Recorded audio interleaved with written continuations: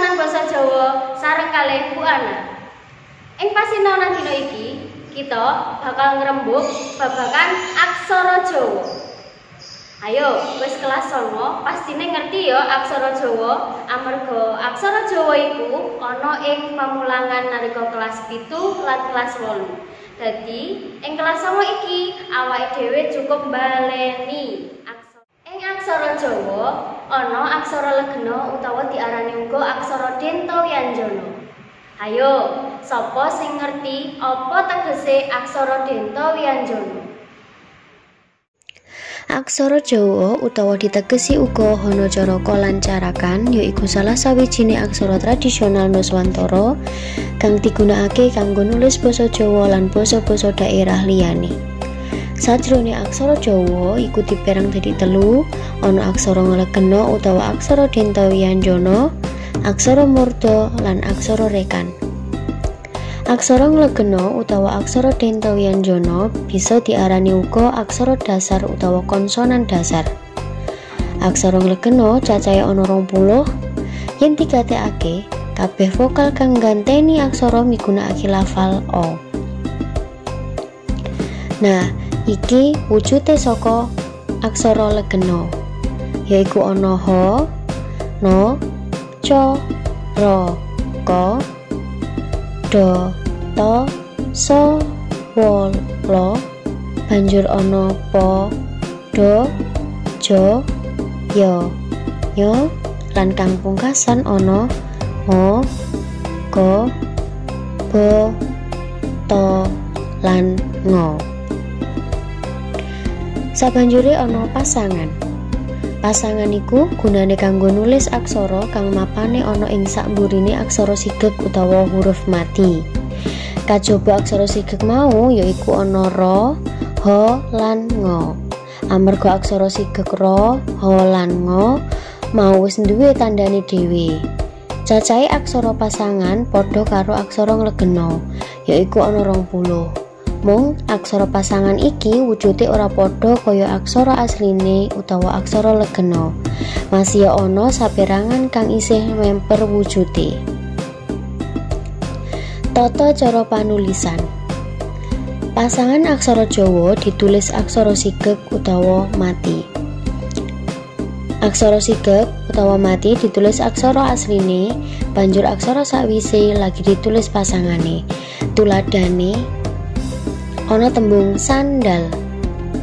So tetap ditulis nggawe aksara so, banjur no ing kene minangka aksara sigeg utawa huruf mati kudu tetap ditulis aksarane asli, banjur do kudu ditulis gunakake pasangane. Banjur ana lo di pangkon. Nah, wujude saka pasangan aksara Jawa uga ana 20. Nah, kaya ngene iki wujude, bisa dicetitekne dhewe ya. Banjur ana sandangan. Guna saka sandangan yaiku menehi swara liya saka aksara legena. Sandangan dipérang dadi 3 werna yaiku sandangan swara, sandangan panyigeg wanda, lan sandangan wianjana. Sing kapisan ana sandangan swara, yaiku uga bisa ditegesi tandha waca kang digunakake kanggo ngowahi unine swara vokal sajroné tulisan Jawa. Sandangan swara cacahe ana 5, yaiku kanggo nulis swara i, u, e, o, e. Sajroné basa Jawa swara e ana 2, yaiku e lan e. Wujude kaya mangkene. Swara i yaiku saka sandangan wulu. Swara u saka sandangan suku, swara e saka sandangan taling, swara o saka sandangan taling tarung, lan e saka sandangan pepet. Bisa disetitikno ya wujude.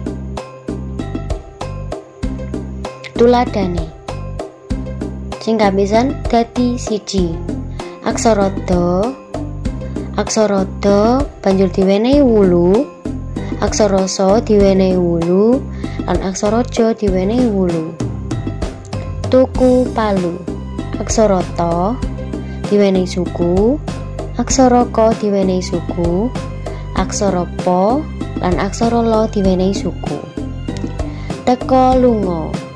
Aksara ta diwenehi pepet, aksara ka, aksara la diwenehi suku lan aksara nga. Seje dhewe. Aksara sa diwenehi taling, aksara ja diwenehi taling, aksara da diwenehi taling lan aksara wa diwenehi taling. Kono rono. Aksara ka diwenehi taling tarung, aksara na diwenehi taling tarung, aksara ra diwenehi taling tarung lan aksara na diwenehi taling tarung. Sing kapindho yaiku ana sandangan panyigek wanda. Panyigek asale saka tembung sigek kang tegese aksara utawa huruf mati. Aksara mati utawa huruf mati kang diganteni nganggo sandangan iki ana 3, yaiku H, R lan eng. Wujude ana 3. Kanggo swara H iku diarani wignan. Kanggo swara R diarani layar, kanggo swara eng diarani cecak, lan sing pungkasan sigek huruf mati kang ana ing pungkasan yaiku pangkon. Tuladhane kaya mangkene. Sing kapisan ana pasar. Yen diudal dadine aksara pa, aksara sa diwenehi layar. Sing kapindho garang.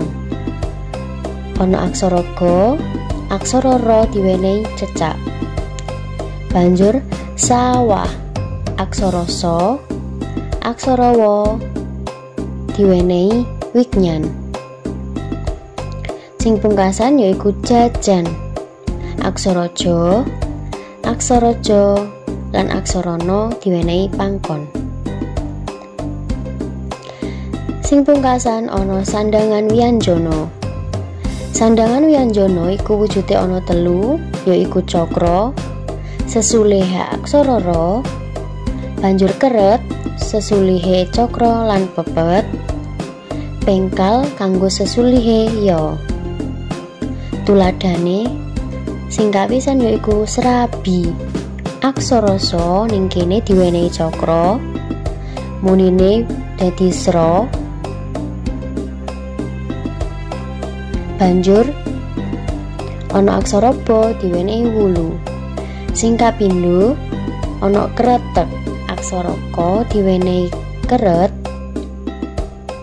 aksara ta diwenehi pepet, aksara ga dipangkon. Sing terakhir ana kopiah, yaiku aksara ka diwenehi taling tarung, aksara pa diwenehi pengkal lan ditambahi wignan. Kepiye? Wis eling ya berarti kepiye wujude aksara legena utawa aksara denta wianjana, pasangan lan sak sandangane. Yen wis eling, ayo bareng-bareng sinau maca lan nulis aksara Jawa. Cekap semanten saking Bu Ana, menawa ana kurang luwihe, Bu Ana ngaturaken nuwun pangapunten. Wassalamualaikum warahmatullahi wabarakatuh. Sugeng pepanggihan ing pasinaonan sakbengi.